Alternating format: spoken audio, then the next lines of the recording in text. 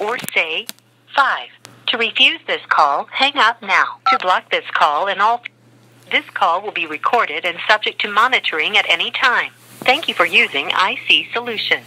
You may begin speaking now. Good morning, good morning. Hey, good morning, Rudy. How are you today? I'm doing great. It's good to hear your voice again. I guess you're still in Marion County Jail? Still here. Don't know when, but it's already starting to creep into my defense schedule, but I really don't have to have a really defense schedule because I could drag this thing out for 2 years and it wouldn't make a difference. So. Yeah. Yeah, I understand that. I'm trying to get all the information that I need, but it's trickling in rather slowly, so little by little. I was thinking about those 4-point cells and stuff that you were talking about, and I recall that there is a couple of cells up by medical, but if you're in there, you're out of our unit. You know, and I know a couple guys have gone there, and maybe that's where they. I mean, I've seen the cells, so there's definitely 4-point connections there. So I know that if they were going to do that, they would do it there, probably out of sight of all the other inmates. Right. That's the only thing I can think of. Well, we've certainly heard reports of that, and yeah, I mean it's possible, like I said, because it's away from all the other inmates, but also away from us. So if they're going to do that, like I say, the back window of those cells is we have access to those, you know, from a shouting point of view, and so I do know 2 guys that have been up in there, but I don't know what their circumstances were. You know, have you ever heard that? I think it was Angela that they tried to send off a FOIA to get information about CMUs, but it came back that they're not a government controlled entity, so therefore they don't have to provide any FOIA information? I didn't know that, but like I say, it doesn't surprise me. They testify in court one way, and it doesn't really matter because the judges, their job is just to clear the unit. They don't let anything develop.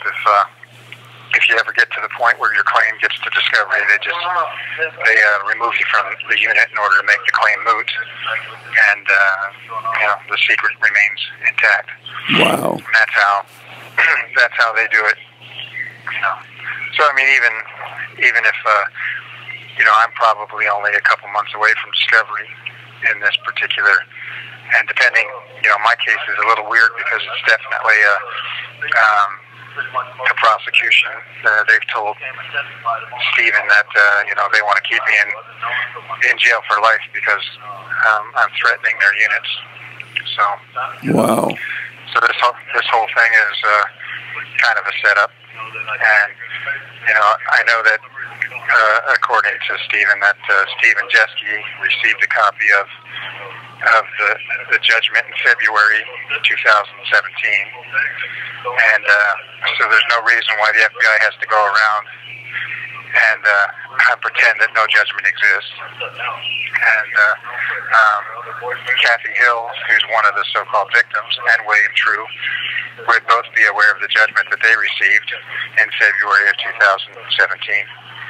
So they're the ones who actually committed the fraud in the bankruptcy court when they say they don't know anything about the judgment, they've never heard of it, they don't have any relationship to me. The government represented all the Department of Homeland Security. A guy named Andrew Fierstein represented them, and you know, he's available and has access and can be easily accessed. So they all know the judgment exists. It's just they're trying to set me up. Yeah, it's a pretty common thing that we hear when once you get put in a hellhole prison and get on their radar list, they'll come up with more charges to keep you in prison much longer than the original sentence. Yeah, which was long enough. Yeah, right, right. But yeah, it kind of offends me a little bit that you know, they'll deliberately lie.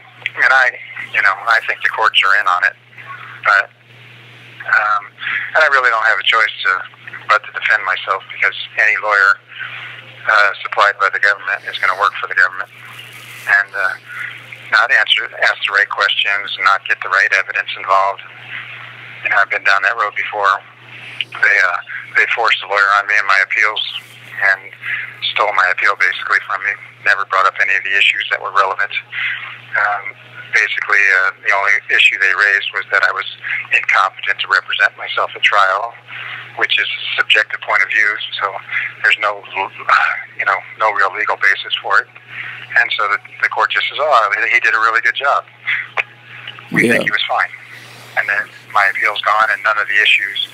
And then when I go to 2255, which is a joke, because the only real claims that are available anymore after that ADPA was passed is ineffective assistance to counsel. So I didn't have a counsel, and so I raise all the issues I raised. They say, "No, they're no good, and you can never get back in court again." So. Yeah, it's so unjust that our judicial system and criminal justice system. I got other folks putting in 2255s as well, and I guess that's it's just so unfair how they handle all this situation. Yeah, and it's definitely a restriction on the habeas corpus, which can't be suspended. But our country's run by a bunch of lawyers, and so they just do whatever they want. There's an example in California. They passed the vehicle code, and the Constitution says that you have to have a jury trial for anything over $20. Well, a traffic ticket, they don't allow you to have a jury trial, and so it's automatically all their processes, all their procedures are illegal, and the lawyers know it, the congressmen know it, everybody knows it, but it's so expensive for anybody to mess with it that they just pay it as a tax. And then if they happen to get through and are persistent and want to win the case, they just dismiss it so no precedent is set. And that's their racket. And they just create an entire new tax code by going at the vehicle code. So these guys know what they're doing, but they're all lawless. And then with the education system, they teach people how to be ignorant, and that's a big setup for criminal behavior. Yeah. No, I think I'll tell you a funny story. Yeah, go ahead. But I think you're absolutely right about the vehicle code being like a tax code, and yeah, no doubt about that. You said you. So, I think Monty Akers, and he's been in the unit longer than me. I think 7 years, and he's one of the oldest guys in the unit now. And he, this is supposed to be an 18-month program, and there's been plenty of guys that were in there nine years. So, and I think the average is about 3 to 4 years, and guys like me will stay a long time. But even with Monty, he went to his team meeting, and he said, when am I ever getting out of this unit? And their answer was, when Johnson gets out. So, wow. That's a bad sign. Why would they tie him to you? That's crazy. I think I'm the standard of never getting out of the unit. I see. Wow, that's incredible. Yeah, I mean, they told Chirac, when they threatened him and everything else, that,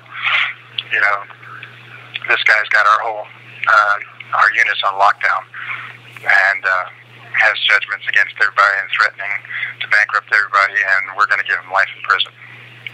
And that was what they said.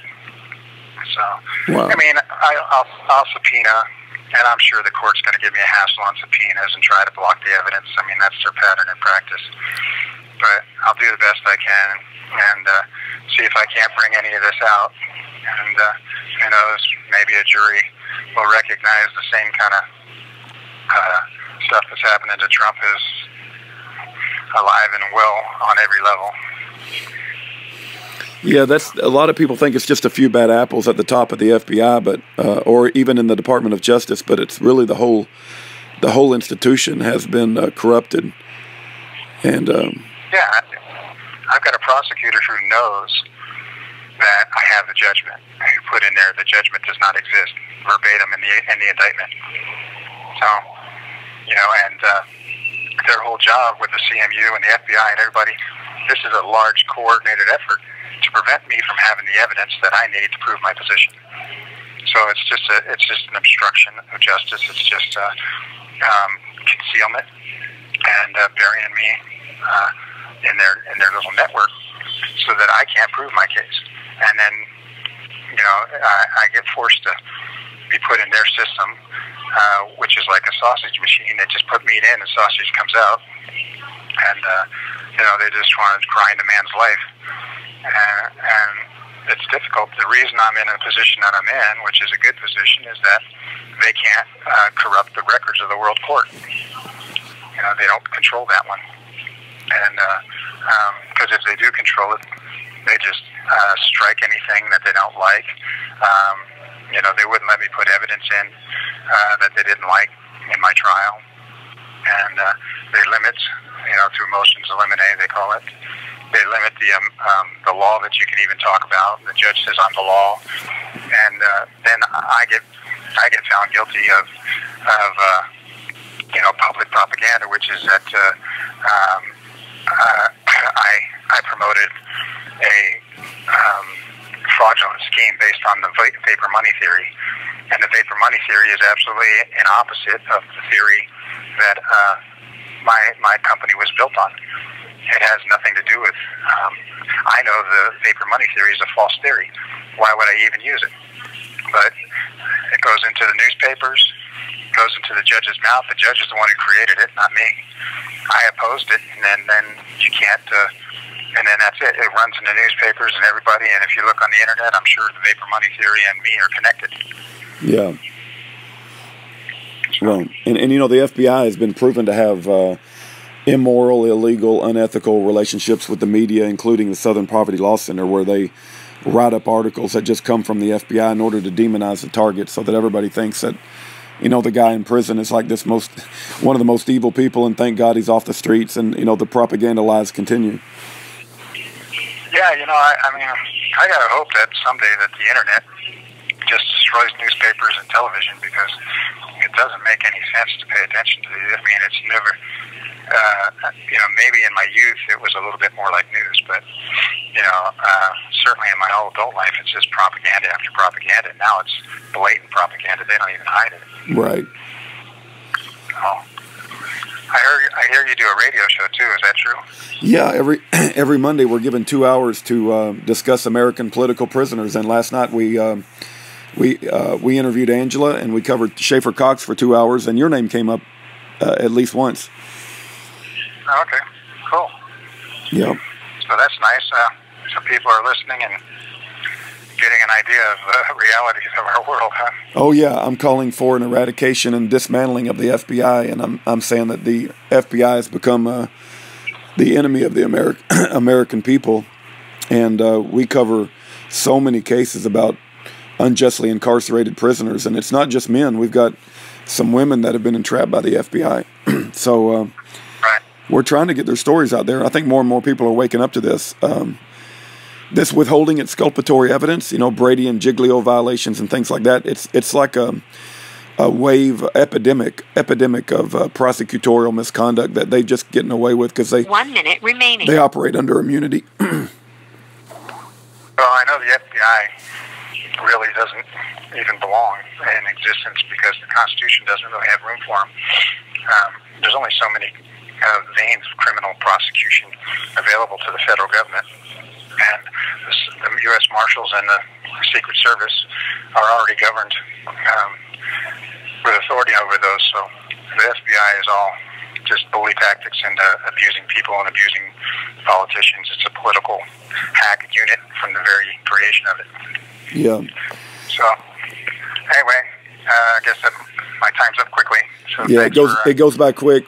Just know, Kurt, that you're in our prayers, and we love you, and we're praying that God work a miracle, even though it doesn't look like with our physical eyes. But we're praying that God gets you out of there somehow, some way. Well, Providence is in control all the time. Amen. It'll be fine. Amen. All right. God bless you. God bless you, Kurt. Bye now. All right. Bye-bye.